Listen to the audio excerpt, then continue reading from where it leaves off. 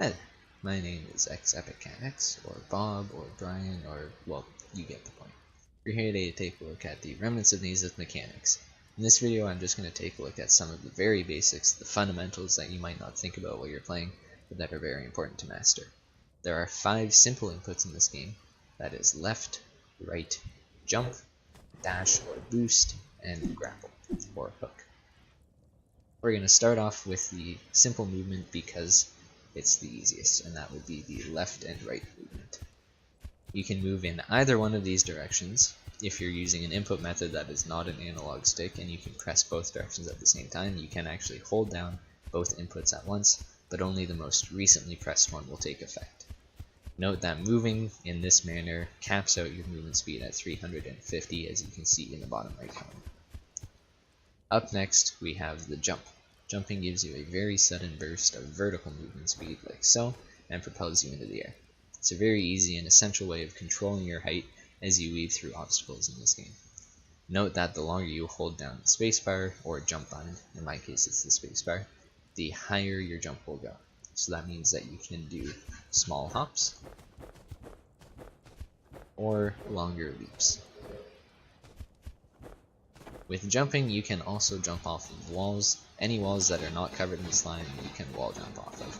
If you try to jump off of the slime-covered wall, you get this really gross squelching sound. It's unpleasant. Finally, with jumps, you can also double jump. That is, if you jump off the ground, you can jump again in the air. If you walk off a platform, you can jump out of the air. And double jumping also scales with how long you hold down your jump time. So that means that you can do any size jump you want into a double jump. You can fold your double jump for more height. You can tap your double jump for a little tiny boost. If you want to get the most out of your jumps, the most height possible, you're going to want to double jump at the very peak of your first jump, like so. Up next, we have the dash or boost, and what that does is it increases your horizontal movement speed by a flat 350 for 0.6 seconds.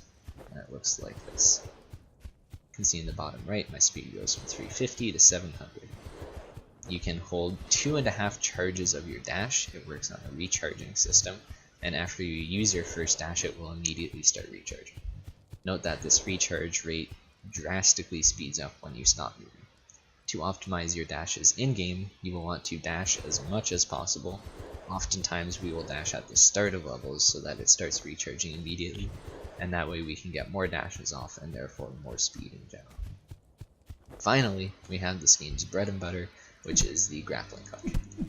With the grappling hook, you can grapple onto any surface that is not made of stone or metal. The stone or metal ones look a little something like this, and when you try to grapple, you can play music. Lots of fun. So any surfaces that are dirt or other odd-looking blocks, depending on where you are in the game, you can grapple onto, and when you grapple, it will propel you in a circular arc motion. When you release this arc, you will travel out at an increased speed. Grappling is the only thing that you can do as a character that is not the environment that will permanently increase your speed cap until you hit a surface such as a wall, or spikes, or a saw blade, or until you try walking on water. There is no air resistance or ground resistance in this game, so it doesn't matter if you jump or not, you will keep your speed wherever you go. A couple other interesting things about the grappling hook is that it resets your double jump.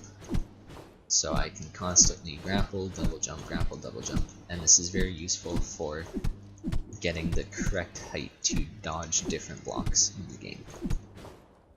The other thing is, as we said before, standing still makes your dash recharge much faster.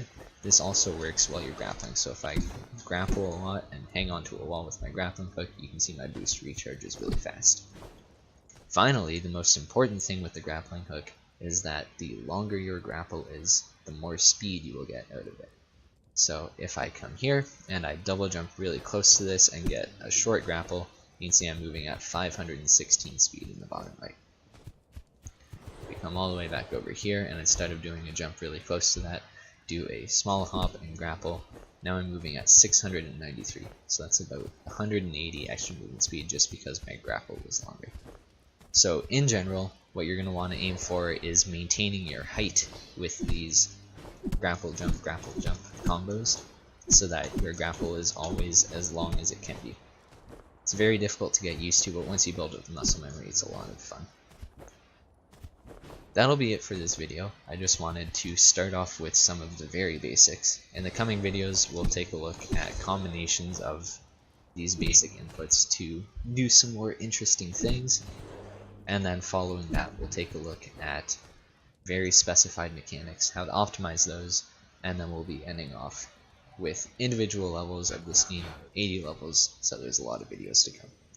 Thanks for watching, I hope this helped, and have a wonderful day, evening, night, whenever it may be. Take care.